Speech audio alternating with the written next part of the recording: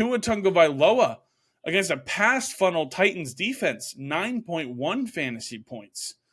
Tyreek Hill, granted, he was hurt for nearly the full game, in and out of the lineup, very selective on where he was going to play. Even when he came back and he was getting back into the game, he was going in and out, very particular plays. 10.1 fantasy points for Tyreek.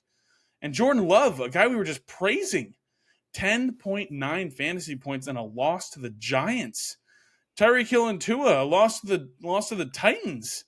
I mean, some very uncharacteristic performances this week for players that should be on lots of fantasy playoff teams. Let's hope we get a turnaround here in week 1, dude. I'm not sure. This is going to be interesting. I've got one take I want to share before we go into Fluker for real, if you'll let me. You may. Thank you. I don't think Tua Tagovailoa is very good in primetime.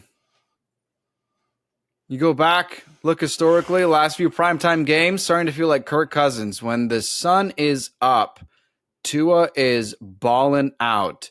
But you look just this season against the Titans, very bad. Against the Patriots in week 2, very bad. Against the Eagles in week 9 or something, not very good. But go back to last season. You and I were at the Chargers game Sunday night last season. That was horrible. That was horrible. But before that, the Steelers, Tua's first game back from concussion, 1 touchdown, 180 yards, something like that. It was bad. And this is just how he has been under the lights. I don't know if that's something to pay attention to next season, because I don't think the Dolphins have any more primetime games going forward, but they don't. I'm going to propose this idea that Tua Tagovailoa may not be very good in primetime. I can feel what you're saying, and the performances speak for themselves. The one outlier was last year, Week 15 at Buffalo in the snow. At Buffalo, that's right. That was a really, really solid game for Tua. 17 for 30, 234, 2 touchdowns, 0 turnovers. So he looked good then, but I think it's tough. I think it's something that this should have been a good matchup, and I'll add to your take, and we'll kind of close it on that. Is that in leagues where I have Tua, one of them is the league we just spoke about earlier, Wes. I did not make playoffs there. In my other league where I have Tua and I've made playoffs, I have the week 1 bye. So I'm grateful for that I don't have to deal with figuring out if I'm going to play Tua against the Jets. But I picked up Kyler Murray for this reason. I'm not playing Tua against Dallas or Baltimore in the fantasy football semifinals or championship. I rather start, and I know this is crazy, I rather start Kyler Murray against Chicago and Philly. He's got the rushing upside. Those are games where Kyler should have to run. They should be behind. They should have to throw the ball. They have better matchups than Baltimore and Dallas for Tua. And this is something that I prepped for this, and I held on to Kyler in these leagues for weeks now because I knew if or when I make playoffs, I'm not feeling good about Tua playing the Jets, Baltimore, and Dallas for the fantasy football playoffs.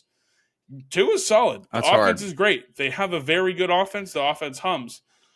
Tua against the Jets 3 weeks ago, 11.8 fantasy points. I was saying I'm benching Tua this week because 1, I think the Jets aren't very good. 2, you just run the ball against the Jets.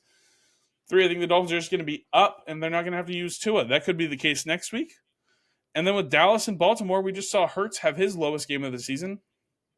And we saw, Stafford had a shootout, but the Baltimore defense has been very good this year. I don't think Tua should be started in the fantasy football playoffs if you have him. And it's disappointing as Dolphins fans, as fans of fantasy football. Listen, I hope I'm jinxing myself. I'm hoping I do the thing that we do, and I'm hoping Tua comes out and goes for 404 every single one of these games, and the Dolphins coast through these next 4. Right. I hope. but the history will show, and the matchups themselves, it's not great. So I feel like we let our Dolphins fanhood jump in there a little bit, but also valuable information here about Tua. If you are a Tua owner and you're in the playoffs with him, You have see if there are other options. You have a quarterback that's throwing to Tyreek Hill. I think you're still going to roll him out the way that people rolled out Kirk Cousins last year just because of Justin Jefferson. So, but Sure. I hear what you're saying against the Jets defense, and then to go right after that into, or actually not into Dallas because it's in Miami, but to play Dallas. Yeah. Now, last season, the way Dolphins came back, Tua threw 4 touchdowns in the fourth quarter against the Ravens, and that was the first time we saw, oh, hey, Tua, McDaniel, Tyreek, this is a real thing. So I wonder what kind of glimpses and reflection from that we will see against Baltimore. But I understand how people like you and others would say, I need to prepare in the event that I begin to doubt Tua's fantasy production. But point being, got let down big. Yeah, big time letdown. And especially if we hear more about Tyreek Hill that, hey, maybe he's not going to be able to suit up for this Jets game. Maybe on a short week, maybe he won't be able to. Especially if we hear that, if I'm a Tua owner, I'm not rolling him out against the Jets. There's no Tyreek Hill. I'm not going to start Tua. Yeah, no. The player who gives you the biggest big play ability in the NFL, and if he's out of the game, you have less and less confidence in starting his quarterback. I held on to Kyler for these moments, these situations. I knew Kyler had a good playoff schedule. I'm grateful I have the first round bye in the leagues where I'm going to start him because he does play San Francisco in Week 15. But the Chicago and Philly matchups are really, really positive for Kyler. So I'm hoping there, and I'm feeling good about that decision I made.